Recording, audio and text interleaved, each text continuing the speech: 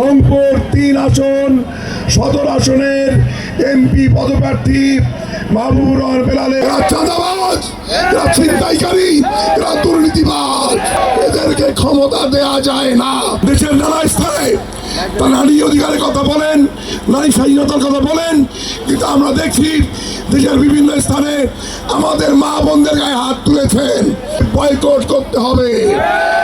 তারা নারী বিদ্বেষী, মানব অধিকার বিদ্বেষী, অমানুষের দল। এরা চাঁদাবাজ, এরা ছিনতাইকারী, এরা দুর্নীতিবাজ, এদেরকে ক্ষমতা দেয়া যায় না।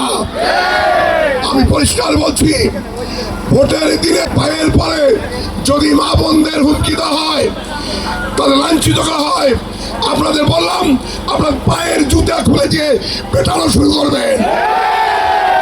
জনগণ আপনাদের পাশে আছে। এই দুর্বৃত্তদের আর আশকারা দেওয়া হবে না। তাদের কালো হাত আমরা ভেঙে দেবো ইনশাআল্লাহ। 12 তারিখের পরে এদের ওপর পুলিশি অ্যাকশন শুরু হবে ইনশাআল্লাহ।